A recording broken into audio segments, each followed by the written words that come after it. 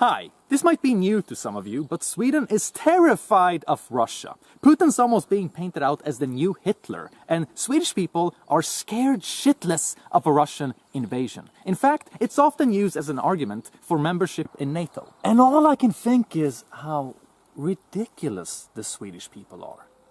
What makes you think that Vladimir Putin would want a nation of pussies? A nation consisting of radical feminists, neutered men, 200 ghettos, no-go zones where the fire trucks and ambulances are showered with rocks by angry criminals as soon as they drive in to help the local population. A nation that spends hundreds of millions in tax money on gender studies. A nation that's ready to kick out a Swedish family to make room for migrants. A nation with a housing crisis so bad it's being considered for the Guinness Book of World Records. And yet they let people who don't even have Swedish citizenships ahead in the waiting line. And then they tell us that we shouldn't put people up against each other because that's racist and equality is important.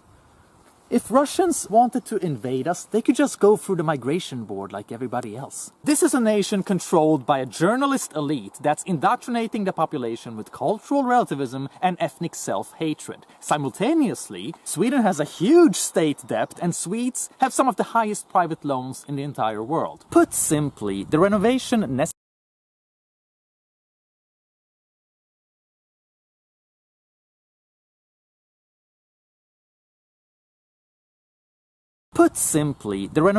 necessary would have been huge, far more than what's worth it. And it just goes to show how ridiculous Swedish people are, who think that they're so special and desirable. You pat yourself on the back as a humanitarian superforce of the world and delude yourself into believing that you stand out. Delude yourself that your country is so much better than everyone else's with your solidarity and high living standard, when the rest of the world is laughing at you.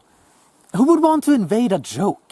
Sweden prides itself on being humanitarian, when it can't even take care of its own people. The longest hospital waiting lines in Europe. You can't even schedule an appointment with a psychologist in some of the biggest cities. You gotta wait 3 months just to get an appointment with a doctor. And what does Sweden do? They do a 3 million investment on circumcisions. Why does everything in Sweden revolve around Muslim dick? The second highest amount of drug-related deaths in Europe. People who grow weed get punished harder than people who rape kids. Nearly 250,000 senior citizens are living below the poverty line, and after our so-called socialist prime minister went through with his intended budget, those senior citizens who were already poor became even poorer. Also, the city of Gothenburg has exported more ISIS jihadis than all of America. And during all of this decline for the past years, the biggest concern of the Swedish people has been to not be labeled as a racist. Oh, and now Russia.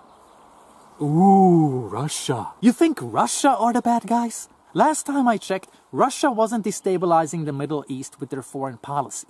Russia didn't turn ISIS into a force to be reckoned with by funding them and giving them weapons. Within just a matter of weeks of that Syrian general making his plea for international help, the US, the Saudis, Jordan, Qatar, Turkey, and Israel began providing weapons and training and money to the so-called rebel Free Syrian Army.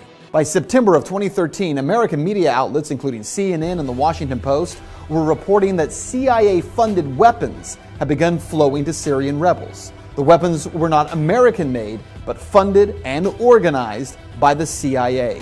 Weapons that the US insisted would be used by freedom fighters would be in less than 1 year in the hands of ISIS fighters. So where were these fighters coming from? Actually, from the Free Syrian Army, the group that John McCain insisted would help the US to overthrow Assad. ISIS was able to grow so fast because of all the US military equipment they were able to seize. Equipment that our military left in Iraq. Truckloads of Humvees, tanks, and weaponry that instead of taking or destroying, the US government simply decided to leave behind. Even when the US government knew that ISIS fighters were capturing that equipment. Russia didn't contribute to the refugee crisis. So Russia isn't the reason why a shit ton of people are coming to Sweden right now. Before you start fearing Russia so much, why not spend a single thought on how much bullshit America has created for countries in the Middle East and Europe? And I'm not saying that Russia is some kind of innocent hero.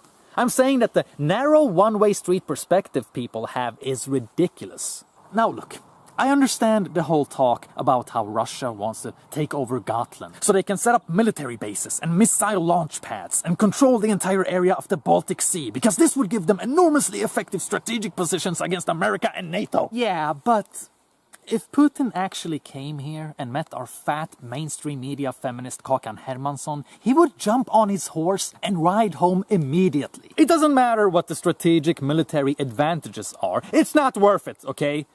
You haven't been to Sweden, dude. Our feminists aren't a bunch of Eastern European hotties like those Femen babes. They're more like Trigglypuff.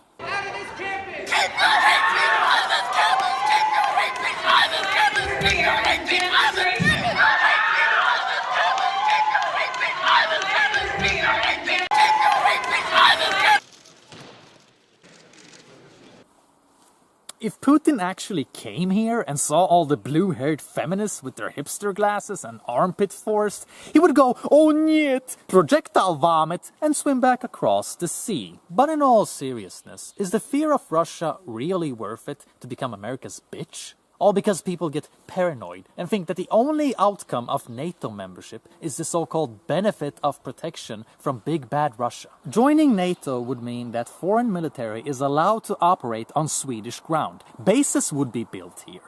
Missile launch sites would be built. And Swedes would be forced to participate in wars that aren't our business. And if nuclear weapons are fired from Swedish soil, then it's going to be countered with nuclear attacks onto Swedish soil. NATO is America's private army used to further their imperialism. Why the fuck would we want anything to do with that?